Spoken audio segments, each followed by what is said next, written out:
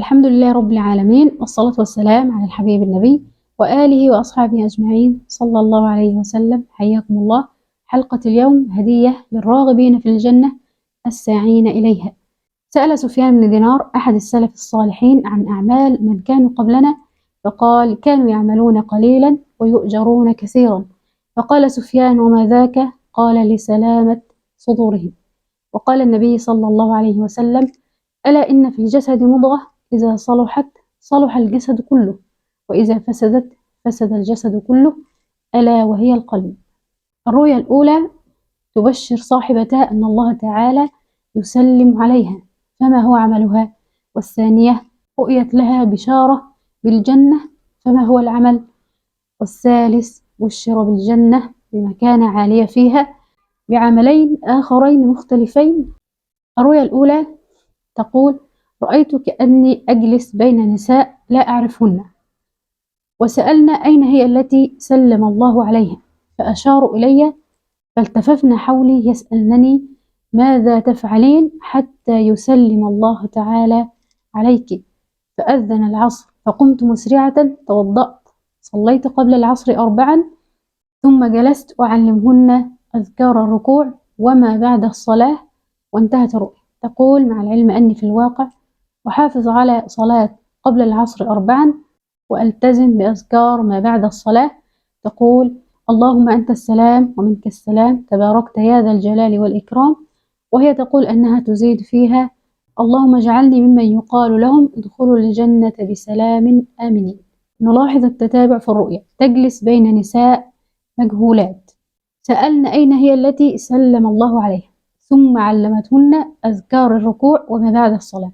نستشف من هذا أن السبب الرئيسي لكي يسلم الله تعالى عليها هو الالتزام بأذكار الركوع وما بعد الصلاة. كثير يقول هذه الأذكار، ولكن الفيصل والسبب هو الصدق مع الله سبحانه وتعالى وحضور القلب في أغلب الأوقات أو في كل الأوقات، وليس أن يردد اللسان كلمات حفظها أو تعود عليها بعد كل صلاة والقلب والعقل شاردان في أمور الدنيا. ومن عاجل البشرى أن يسلم الله عليها. من الذين يسلم الله عليهم؟ أهل الجنة. قال تعالى: سلام قولا من رب رحيم.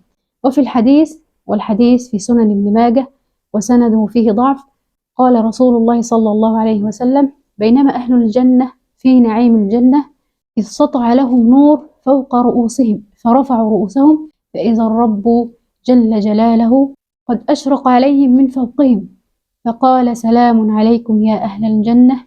فذلك قوله تعالى: سلام قولا من رب رحيم. صدق رسول الله صلى الله عليه وسلم. السبب الثاني لهذه البشرى هو المسارعة لإقامة الصلاة وصلاة قبل العصر 4. قال صلى الله عليه وسلم: رحم الله امرأ صلى قبل العصر 4، وهو حديث حسن. الرؤيا الثانية رأتها البنت لوالدتها، تبشر الوالدة بالجنة وهي ما زالت على قيد الحياة. قال النبي صلى الله عليه وسلم: الرؤيا الصالحة يراها المؤمن أو ترى له. تقول: رأيت كأني أقف وأمي على باب شقتنا القديمة، وفجأة رأيت جارتنا المتوفية واسمها الزهرة أتت وتلبس ثياب خضراء لامعة ووشاح أبيض ووجهها منير، ومعها جدتي المتوفية أيضا وتلبس جلباب أخضر لكنه غير لامع وتلبس حجاب أبيض. ثم وقفتا أمامنا، وأشارت جارتنا إلى أمي بإصبع السبابة إلى صدرها كأنها تقول: أنت وأنا. ثم كأنها رسمت شكلا بيضاويا، فقلت لأمي: هي تقصد أنك ستكوني معها في نفس المكان في الجنة. وانتهت الرؤيا. المتوفى وفي دار الحق، فكل ما جاء به من بشارة أو تحذير ما دام لم يخالف القرآن والسنة فهو حق. وهذه المتوفية جاءت بالبشرى وهي بمواصفات أهل الجنة كما في القرآن الكريم بلا تحريف ولا تغيير. جاءت بوجه مضيء. قال تعالى: وجوه يومئذ مسفرة، أي مضيئة ومنيرة، وعليها جلباب أخضر لامع. قال تعالى: عاليهم ثياب سندس خضر واستبرق، وحلوا أساور من فضة وسقاهم ربهم شرابا طهورا إن هذا كان لكم جزاء وكان سعيكم مشكورا. الاستبرق هو الحرير اللامع. وجاءت جدتها المتوفية بثياب خضراء ولكن غير لامعة. ثياب خضراء هي ثياب أهل الجنة، ولكن نلاحظ غير لامعة، أي هذا تفاوت في نعيم أهل الجنة حتى في ثياب أهل الجنة. أشارت بالسبابة إلى صدرها ثم رسمت شكلا بيضاويا. بيضاوي هو من البياض. وإلى صدرها، أي أن سبب هذه البشارة بالجنة هو سلامة الصدر ونقاء القلب.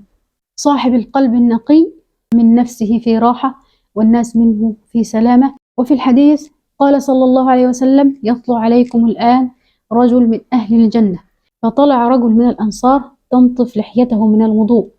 ثم في اليوم التالي قال النبي صلى الله عليه وسلم مثل ما قال: يطلع عليكم الآن رجل من أهل الجنة. فخرج الرجل الأنصاري للمرة الثانية. وفي اليوم الثالث قال النبي صلى الله عليه وسلم الجملة نفسها، فخرج الأنصاري نفسه على نفس هيئته. فلما قام رسول الله صلى الله عليه وسلم تبعه عبد الله بن عمرو بن العاص، تبع هذا الرجل المبشر بالجنة وذهب ليبيت معه 3 ليالي لكي يعرف ما هو السر الذي يقوم به ليبشر بالجنة. فبات معه 3 ليالي. يقول: لم أره يقوم من الليل شيئا، غير أنه إذا تعارى من الليل ذكر الله تعالى. تعارى يعني تكشف أو انقلب من جنب إلى آخر. يقول: ولم أسمعه يتكلم إلا بخير. لم يرى عبد الله بن عمرو بن العاص شيئا يلفت الانتباه، فذهب إليه ليفصح له عن سبب البيات معه. قال له: سمعت رسول الله صلى الله عليه وسلم في 3 أيام متتالية يقول: يطلع عليكم رجل من أهل الجنة، فكنت أنت من طلعت في 3 مرات، ولم أرك تعمل كثير عمل، فما الذي بلغ بك ما قاله رسول الله صلى الله عليه وسلم؟ فقال: ما هو إلا ما رأيت، غير أني لا أحمل في قلبي غشا لأحد من المسلمين، ولا أحسد أحدا على خير أتاه الله إياه. فقال عبد الله: إذن هذه هي التي بلغت بها. وفي رواية زاد: وهي التي لا نطيق، أي أنها أمر صعب لا يكون سهل إلا على من يسره الله سبحانه وتعالى عليه. سلامة الصدر، نقائه من الغل والحسد والغيرة والضغينة. لو لاحظنا وتأملنا أكثر مشكلات المجتمع، أكثر الفساد في المجتمع خلفه الحقد والحسد والغيرة، والله المستعان.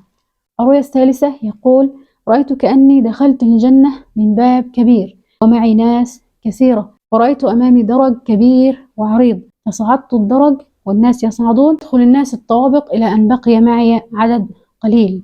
وسمعت صوت يقول: مفتاح الجنة في جيبك. وأضع يدي في مخباي فأجد عصفور صغير بألوان غريبة، أزرق أخضر، شكله جميل، وأنا مستغرب كيف يكون هذا مفتاح الجنة. دخل الجنة من باب كبير مع ناس كثيرة. قال الله تعالى: وسيق الذين اتقوا ربهم إلى الجنة زمرا حتى إذا جاءوها وفتحت أبوابها وقال لهم خزنتها سلام عليكم طبتم فادخلوها خالدين. وكان يصعد الدرج. قال رسول الله صلى الله عليه وسلم: الجنة 100 درجة، بين كل درجتين كما بين السماء والأرض. صعود درجات الجنة معناها الاجتهاد في الأعمال التي تؤدي إلى الجنة. وكان يصعد الدرجات إلى أعلى إلى أعلى إلى أن بقي معه عدد قليل. وهنا البشرى الكبيرة. قال الله جل وعلا: والسابقون السابقون أولئك المقربون في جنات النعيم ثلة من الأولين وقليل من الآخرين. فما العمل الذي يؤدي إلى ذلك؟ من خلال الرؤيا سمع صوت يقول له: مفتاح الجنة في جيبك. وكان عصفور صغير بألوان جميلة، لأن العصفور خفيف يسهل حمله، فهو دليل على عمل ييسره الله سبحانه وتعالى عليه ويكون سهل ويسير. وكان في جيبه دليل الضمان، ضمان بدخول الجنة. كما نقول مفتاح قضية كذا في جيبي، يعني أضمنها. وقال النبي صلى الله عليه وسلم: من يضمن لي ما بين لحييه وما بين رجليه أضمن له الجنة. هذا المفتاح وهذا الضمان المؤدي إلى الجنة هو حفظ اللسان. وقد سألت الرائي هذا السؤال: أنت قليل الكلام ومن الناس المعروف عنهم أنك تحفظ لسانك؟ فقال: بالفعل هذا والله ما ظهر لي، ولكن طرحت السؤال لكي أوصله إليكم في هذه الحلقة. يقول: وضعت يدي في مخباي، يعني خبيئة بينه وبين الله جل وعلا. العمل الثاني الذي هو سبب في هذه المنزلة وهذه البشرى هو خبيئة بينه وبين الله جل وعلا لا يعلمها إلا الله. ومن رمز العصفور عرف العمل وعرفت الخبيئة، ولكن بما أنها خبيئة بينه وبين الله فلا داعي لذكرها. فما هي خبيئتكم مع الله جل وعلا؟